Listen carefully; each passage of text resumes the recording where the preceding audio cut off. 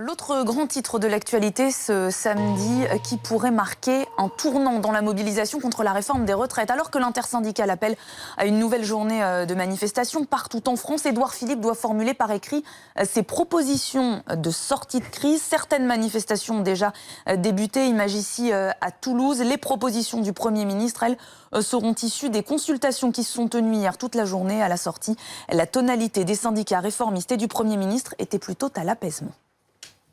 On a senti, je vais le dire, une volonté d'ouverture dans la parole, mais encore une fois, je dirais, comme je l'ai dit depuis maintenant quelques jours, tout ça se mesure in fine aux actes. Nous avons bien avancé dans la recherche du compromis que nous souhaitons obtenir. C'est donc une journée utile, mais il nous reste du travail.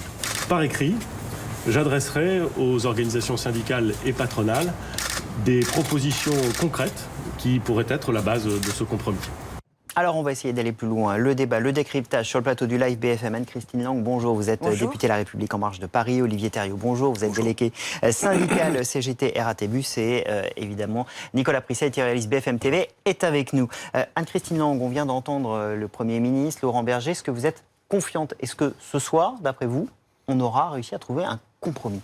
Oui, je suis très confiante et très optimiste. D'ailleurs, à titre personnel, je l'ai toujours été et j'ai toujours pensé qu'on pouvait trouver un compromis avec les syndicats réformistes dans la mesure où ils approuvaient le cœur de la réforme, l'essentiel, qui est évidemment le système universel à points. J'ai vu avec satisfaction qu'ils avançaient sur la question de l'équilibre budgétaire, même si évidemment ils étaient opposés à l'âge pivot, mais que le principe de devoir équilibrer le système recueillait leur adhésion. Et à partir de là, c'est une histoire évidemment de calendrier et de calage qui, si j'en crois, le futur projet de loi est reporté au 1er septembre 2020. Donc il y a bon espoir que d'ici là, on trouve un compromis. Donc évidemment, oui, je suis très optimiste. Calendrier important, on va y revenir dans un instant sur cette question du financement crucial. Olivier Thériault, j'imagine que vous ne partagez pas tout à fait le même avis. On rappelle que la CGT ne veut pas de la réforme du système par points. Si aujourd'hui il y a un accord entre l'exécutif et les syndicats réformistes, que va faire la CGT ? Déjà, encore une fois, c'est pas le problème de savoir si c'est la CGT qui est d'accord ou pas. C'est de savoir si les gens qui sont mis en grève à partir du 5 décembre sont d'accord avec ce compromis qu'il pourrait y avoir finalement entre le gouvernement et le seul Laurent Berger. Parce que je vous le dis très sincèrement... Mais syndicat de France, CFDT quand même. Oui, d'accord, mais M. Berger ne représente rien pour les grévistes. Encore moins à la RATP, puisqu'à la RATP, la CFDT est totalement inexistante. Donc c'est bien... La RATP n'est pas la France, en fait. Pour l'instant, en tout cas, c'est majoritairement la RATP et la SNCF qui conduisent le mouvement qui est en train de s'amplifier un peu partout. Et donc, ce simulacre de négociation, personne n'y croit. C'est la dernière carte que joue le gouvernement pour essayer d'apaiser les tensions et faire reculer ce mouvement social sans précédent. Moi, je vous annonce la couleur, ce n'est pas ça qui va empêcher les grévistes de continuer leur mouvement. D'autant plus quand on voit l'acharnement policier dont on est les victimes depuis le début de ce conflit. Mais bon, on n'est pas les premiers à les subir. Ça fait depuis la loi travail que les gouvernements nous envoient la police pour essayer de nous faire taire sur des conflits sociaux sans précédent. Anne-Christine Lang, est-ce que ce compromis peut être trouvé avec la CGT qui dit non, avec Sud qui dit non? Est-ce qu'on peut réussir à mettre en place une réforme sereinement, qui apporte quelque chose, sans l'accord de tout le monde? Je pense que le gouvernement a toujours dit que sa porte était ouverte et qu'il était prêt à discuter avec tout le monde, y compris la CGT et FO, qui ne sont pas d'accord avec le système universel, mais la porte est restée ouverte pour voir si sur un certain nombre d'autres sujets, je pense à la question de la pénibilité, je pense à la question des fins de carrière, du minimum contributif, on pouvait avancer. Maintenant, effectivement, s'il y a une fin de non-recevoir sur la question du régime universel et sur le maintien des régimes spéciaux, puisque c'est quand même ça dont il s'agit, quand même, avant tout, à la RATP, SNCF. Un gros mensonge. Je doute que sur cette partie-là, il y ait moyen de s'entendre. Mais encore une fois, je pense qu'il y a d'autres points sur lesquels on peut trouver des avancées consensuelles avec les syndicats CGT, FO. Votre réponse à ce qui peut paraître effectivement comme deux bastions, vous le disiez, aujourd'hui, la RATP, la SNCF, ce n'est pas la CFDT, c'est les deux bastions qui maintiennent la contestation. Si un accord est trouvé, on pourrait dire que peut-être qu'il faut reconnaître que la bataille est perdue. Alors, en fait, c'est pas que la RATP et la SNCF aujourd'hui. Vous avez les raffineries, vous avez les profs qui sont en train de remettre Les raffineries, le grand blocage prévu cette semaine n'a pas eu lieu. Mais continuez à dire qu'il ne va rien se passer, vous allez voir. Vous êtes d'accord qu'il était annoncé cette semaine, du 7 au 10? Je suis surtout d'accord sur le fait que vous annoncez beaucoup de choses pour calmer la colère sociale, mais qu'elle va finir quand même par exploser. Et si ce n'est pas sur ce conflit-là, ça sera même encore dans des temps très proches. Oui, c'est ça. C'est-à-dire, peu importe le conflit, du moment qu'on est en opposition. Mais Madame Lang, c'est pas une question de l'opposition. C'est pas une question de l'opposition. Vous discréditez quand même en Madame disant Lang, ça, en fait. vous n'arriverez pas à faire passer ce message négatif. C'est pas une question aujourd'hui de conflit social entre la CGT et le gouvernement. C'est une question de conflit social entre un gouvernement et un peuple qui n'en peut plus de toutes ces réformes qui visent finalement à faire la part belle à tous ceux qui représentent le système capitaliste et libéral. Voilà. Mais si vous voulez rester sur des faits isolés, si vous voulez rester sur le principe que cette grève cristalliserait l'ensemble des colères et qu'il n'y en aurait pas après, je pense que vous êtes donc dans un combat qui est résolument politique. Idéologique peut-être, oui. La question syndicale de la défense des travailleurs de la RATP, en l'occurrence, que je respecte totalement, vous admettez donc que finalement vous êtes dans une bataille très politique, anticapitaliste, contre le gouvernement Emmanuel Macron. Alors, on est... vous savez, c'est pas la bataille de la RATP. Comme vous aimez à chaque fois rebalancer les régimes spéciaux, tout ça, ce qui est assez rigolo de votre part, c'est que vous avez toujours pas compris que l'opinion publique, lui, a compris que cette petite machination ne marchait pas. Sur les régimes spéciaux, je crois Oui, bien sûr, si, vous inquiétez pas. Les gens, ils ont bien compris que... Je crois que l'opinion est quand même largement favorable à la suppression des régimes spéciaux. Vous savez, Madame Lang, si vous aviez regardé les différentes propositions qu'ont fait le gouvernement, aussi bien aux grévistes, aux grévistes de la RATP comme ceux de la SNCF, ils auraient pu lâcher et accepter des mesures corporatistes, ce qu'ils n'ont pas fait. Vous croyez qu'on en est à 38 jours de grève juste pour défendre notre gagne-pain ? Les Français qui nous suivent et qui prennent le temps, qui ont pris le temps de comprendre en fait l'enfumage médiatique et l'enfumage du gouvernement sur le principe de la réforme par points, ont très bien compris qu'on ne se battait pas pour nous, mais qu'on se battait pour l'avenir de l'ensemble des pensionnés et de nos enfants. Donc vous pouvez gentiment nous balancer des pics, même s'ils sont avec le sourire. Vous inquiétez pas, si l'opinion publique, il a pas dégonflé et qu'il est à ce niveau-là... Un peu quand même. Vous inquiétez pas, mais continuez à garder espoir. Moi, je vous dis que nous sommes déterminés à défendre... Plutôt. Voilà, c'est continuer à me couper la parole. J'ai bien compris que c'est toujours une stratégie de m'empêcher de parler. Mais vous inquiétez pas. Vous avez parlé là. Oui, non, mais vous savez, moi, quand Madame Lang s'exprime, je prends le temps de l'écouter parce que ça m'intéresse de savoir... Je crois que là, on vous a écouté. Mais ça y est, on a bien compris. Bon, allez-y, c'est bon. Alors, je vais vous laisser parler. Vous avez parlé, non ? Je vous laisse parler, allez-y. Non, mais vous avez parlé. Oui, tout à fait, allez-y. D'accord. Mais on va continuer à débattre. Vous restez avec nous. Mais j'espère bien qu'on va débattre parce qu'on a plein de choses à débattre. Et voilà. Et bien justement, un point de crispation, c'est celui évidemment du financement. On l'évoquait à l'instant. Édouard Philippe doit donc faire ses propositions dans la journée sur la fameuse conférence du financement qui a été proposée notamment par la CFDT. Cette conférence doit permettre de trouver une solution pour assurer la pérennité de la réforme. Emmanuel Macron s'est d'ailleurs exprimé hier soir sur ce sujet. On continue et on consolide un système où c'est les travailleurs qui vont continuer de financer ceux qui sont à la retraite. Et c'est d'ailleurs bien pour cette raison qu'on doit avoir en toute transparence ces débats. Dans une société qui vit de plus en plus vieux, on étudie de plus en plus tard. C'est simple. Et comment on fait que de moins en moins d'actifs financent des gens qui, et c'est très bien, vivent de plus en plus vieux ? Soit en disant on doit cotiser davantage, soit on doit travailler un peu plus longtemps. Mais moi, je n'assume pas de baisser les retraites. Bonjour Éric Coquerel, vous êtes député La France Insoumise de Seine-Saint-Denis. Est-ce que cette conférence du financement avec les partenaires sociaux, selon vous, c'est suffisant pour apaiser la crise et puis pour avancer ? Écoutez, non. Ce qui serait suffisant pour apaiser la crise, c'est de retirer le projet. Alors je vous écoute depuis tout à l'heure, on a bien compris, là il y a un acte supplémentaire de manipulation de l'opinion qui consiste à dire on est tout près du compromis et à faire en sorte que M. Berger et la CFDT, dont je vous rappelle qu'ils ne sont pas en grève, seraient le personnage central. Alors je vous entendais égrener les syndicats qui aujourd'hui sont en grève, je voudrais dire qu'il y a la CGT, il y a Force Ouvrière, il y a la FSU, premier syndicat enseignant, il y a la CGC, premier syndicat chez les cadres, et que cumulés, ces syndicats, que ce soit dans la fonction publique ou dans le privé, sont majoritaires. Ça, c'est la première chose. La deuxième chose, c'est qu'on arrête de nous faire croire que la question ne serait que l'âge pivot. Alors déjà, il faut attendre ce que va nous dire le Premier ministre ce soir, parce que pour l'instant, il tient là-dessus. Prenons le projet de réforme tel qu'il est sorti hier. je vais peut-être vous faire un scoop parce que je n'ai pas entendu beaucoup sur vos antennes le fait de regarder ce qu'il y a dans l'article. Le chapitre 2, article 64, il est nommément dit qu'il va falloir favoriser l'épargne, c'est-à-dire les capitalisations en recourant à la loi Pacte, qui était une loi dans laquelle on défiscalise, donc on avantage le recours à la capitalisation.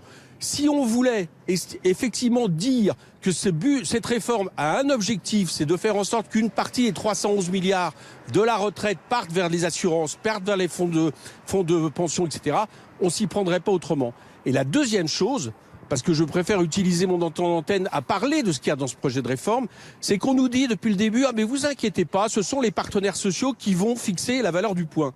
Sauf qu'en même temps, on nous dit que c'est une règle d'or, c'est-à-dire celle de l'équilibre financier, qui est celle que le gouvernement impose depuis le début. C'est-à-dire l'idée que malgré le fait qu'il y ait 20% de retraités, c'est 14% seulement du PIB qui sera concerné aux retraites, qui va encadrer tout ça. Donc il faut le dire une fois de plus. Et les Français l'entendent de plus en plus. Éric Coquerel, deux éléments très précis. La retraite par point, c'est le recul de l'âge de la retraite et la baisse des pensions. Alors, voilà on vous a les gens entendu, sont Éric Coquerel, deux éléments très précis.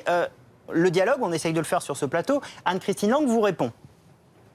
Non, je pense qu'en fait, la règle d'or, c'est aussi que l'inscription dans la loi, que le point ne pourra pas baisser. Donc ça, c'est une garantie extrêmement forte, une inquiétude tout à fait légitime qui s'était manifestée, effectivement, au moment de l'annonce de la retraite par point. Les gens ont voulu avoir la garantie que le point ne baisserait pas. Et donc ça serait inscrit dans la loi. C'est pas ce qui est noté. Par rapport à l'épargne, ça existe déjà. Ça existe dans la fonction publique, avec la préfonds, ça existe. Et il n'y a rien dans ce projet, il n'y a pas du tout ce projet de renoncer à la retraite par répartition. D'ailleurs, le président de la République l'a à nouveau dit, c'est évidemment un système qui vise à maintenir la retraite par répartition, c'est-à-dire les gens qui travaillent, qui financent la retraite des retraités. Voilà, donc c'est vraiment le cœur de la réforme, ce système par répartition, contrairement à ce qui est en train d'être suggéré par la France insoumise qui essaye d'agiter des peurs qui n'ont pas lieu d'être. Alors Olivier Thériault et Éric Coquerel, je vous redonne la parole dans un instant. Olivier Thériault, vous, qu'est-ce qui vous bloque de façon définitive sur cette retraite à point que vous ne voulez pas? C'est le système même de retraite par point. Madame Lang, vous avez beau dire que le point ne baissera pas. Moi, je vous demande qu'est-ce qui se passe en cas de crise financière?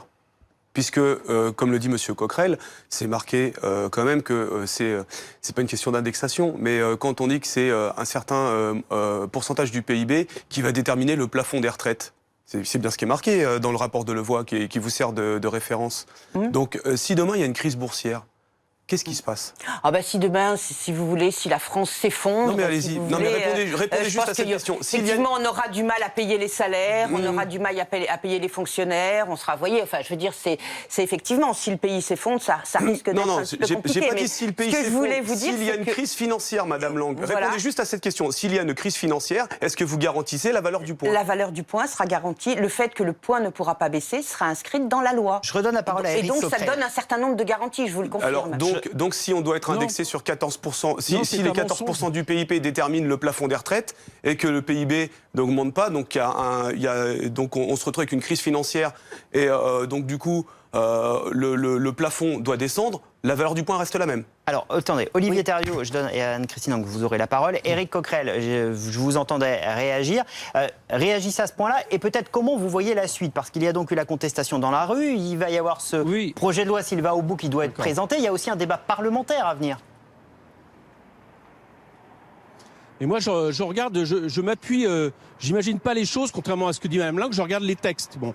Alors, premier mensonge, parce que c'en est un, la règle d'or ne va pas encadrer, j'allais dire, pour vérifier que les partenaires sociaux ne mettent pas le point à la baisse. Ça, c'est absolument faux, c'est l'inverse. C'est-à-dire que la règle d'or, c'est exactement comme la règle budgétaire à laquelle nous sommes confrontés au niveau de l'Assemblée nationale. C'est une règle qui va fixer le fait qu'il faudra un équilibre financier. Voilà. Et les partenaires sociaux devront travailler là-dedans. Or, cet équilibre financier, c'est toute la question. Il y aura une valeur du point. Sauf que ce point ne sera réalisé au niveau de l'âge de départ à la retraite que à un certain moment, selon ce qu'on appelle des critères de conversion, qui dépendra notamment du nombre de gens qui partent à la retraite. On comprendra pourquoi, parce qu'on a décidé que malgré le fait que le nombre de retraités augmente, on n'augmente pas la part du gâteau, c'est 14%. Donc si apparemment vous serez à 64, 65, on vous dira vous pouvez peut-être partir cette année, mais ça sera avec une décote. Et le rapport de Levoy le dit, on envisage la question de la démographie, 66 ans. Donc il ne faut pas pas mentir. Mais Non, la question faut de la pas mentir, démographie, Éric, la question de la démographie, Madame Lang. Non, mais je ne mens pas, c'est vous Mais qui oui, mentez. alors, La oui. question de la démographie, c'est que depuis 30 ans, les richesses nationales n'ont pas cessé de croître. Et le problème, Eh ben, le c'est que la PIB part n'arrête des pas. richesses part Voilà, toujours plus vers le PIB capital. n'a pas C'est ça, cessé de le croître. souci. Donc les Et non 14%, pas vers c'est le un travail. pourcentage du PIB. Donc Je vous le confirme. rééquilibrer. Et pourquoi vous Voilà, restez à c'est 14% 14% Quelle du est cette PIB règle qui n'a cessé de fixerait que croître. quand vous avez 20% de D'accord. retraités, vous vous arrêtez à 14%. Où vous allez définir cette règle? On n'arrête pas de produire ces richesses. C'est les travailleurs qui la produisent avec une productivité qui ne cesse d'augmenter. Donc votre choix à vous, c'est de prendre l'argent qui est produit et de le mettre toujours plus vers le capital et notamment les retraites par capitalisation. C'est un choix de société. Donc au moins ayons ce débat, admettez-le. Et la retraite par points, je vous le dis, et les Français l'ont très bien compris, et c'est pour ça qu'à 75%, vous pouvez tout dire ce que vous voulez, ils la rejettent dans tous les sondages, c'est que c'est le recul de l'âge de départ à la retraite, alors même que la longévité de vie en bonne santé, maintenant dans ce pays, régresse, contrairement à ce qu'a dit le chef de l'État. Voilà ce que vous promettez, et tout ça pour vos amis actionnaires que vous favorisez maintenant depuis 3 ans. Voilà la réalité. Merci Éric Coquerel d'avoir été l'invité du Live BFM et d'avoir participé au débat avec nous ce matin. Une réponse vraiment en 10 secondes, Anne-Christine Lang, pour que vous puissiez répondre, et on finit avec Olivier Thériault. Mais vraiment en 10 secondes. C'est quoi la question? Sur ce que vous dites, sur les accusations qui sont faites, vous voyez bien que ce système de retraite, il est toujours accusé d'aller vers la capitalisation. Mais à la fois, il dit le PIB n'a jamais cessé de croître et donc 14% du PIB, ça va faire baisser les retraites. Donc il y a quand même une espèce de forme de contradiction. Après, de dire que la question démographique et effectivement la question du nombre de retraités, de l'augmentation de l'espérance de vie doit être pris en compte, oui, je le confirme. Oui, bien sûr. Olivier Thériault, pour conclure, juste aujourd'hui, les Français, les usagers des transports notamment, attendent quand même une sortie de crise. S'il y a aujourd'hui une partie des syndicats qui se mettent d'accord avec le gouvernement, est-ce qu'il n'y a aucune marge de manœuvre pour discuter avec les syndicats qui sont opposés à ce système? Et comme je vous l'ai dit, moi je sais pas, hier j'étais à Vincennes, on a fait une grande assemblée où il y avait des représentants de l'UNSA par exemple, qui disent nous, ils peuvent dire ce qu'ils veulent là-haut, on n'est pas d'accord.